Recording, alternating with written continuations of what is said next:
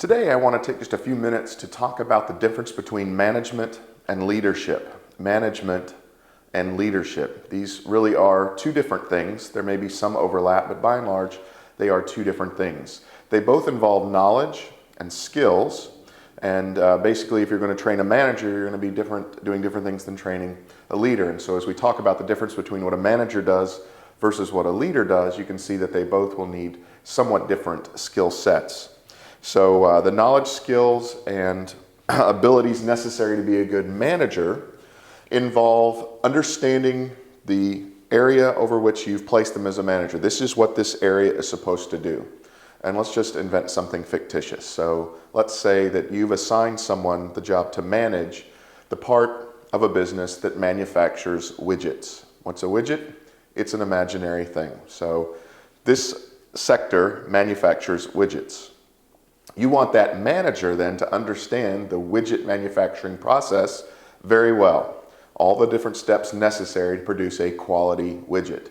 And so a good manager then will have the knowledge, skills, and abilities that permit them to oversee the production of widgets and produce lots of widgets, produce them in a cost-effective way, in a timely way, with a high amount of quality. So they need to understand the process by which widgets are made, understand each sector that it helps produce them, what each person's job is, to help maximize output. All they're doing is governing a process. So management is functional, task-oriented, and process-oriented. So the manager's job is to make sure that whatever it is that they've been assigned to do keeps flowing smoothly and functioning optimally. That's all they're supposed to do. I understand the process, I understand who does the process, I'm going to smooth out the process and keep things flowing so we can keep production up. I'm not supposed to think about the future, about things changing, about guiding anyone. All I'm doing is overseeing the process to make sure that the process is run optimally and smoothly and producing what I've been told we're producing, quality widgets.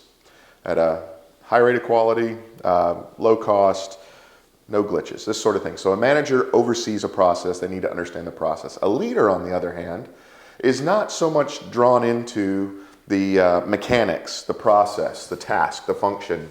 A leader's job is to predict change. So they look not only at the business and that one little sector of the business, widget making, they look across the landscape and say, this is what our company does. This is where we're positioned.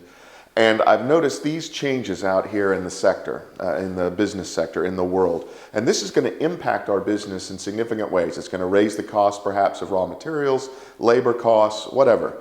So they see the changes coming. They're able to identify the changes that are coming. And then they spend time forward thinking, how can we best meet those changes? What's going to have to change within the structure of the company in order to meet those challenges that we see coming down the pike? So the leader's job is to foresee or predict changes coming and then come up with the best way to meet those changes. And then it's the leader's job to guide those under their care into making those necessary changes to meet the challenge that's coming. So leadership can help guide management into making changes to what they oversee in order to meet the challenges that are coming. So there's perhaps some overlap, but there really are quite a bit of differences. The manager understands the process, understands the task, has an intimate, in-depth knowledge of what they're supposed to be overseeing, and therefore by managing it, overseeing it, they produce an efficient system that produces that product. A leader is not bound in the mechanics of the process, but is looking at the larger landscape, noticing the changes that may be coming down, the challenges approaching, starts thinking of best ways to meet those challenges, and then guides everyone else into making the necessary changes in the business to meet those challenges. So anyway, this is just a basic overview of the difference between management and leadership. And when you are training management, you want them to understand the details, the nitty-gritty. When you're training leadership, it's more of the broad spectrum thinking, looking out on the landscape and saying what's coming and how can we meet those challenges.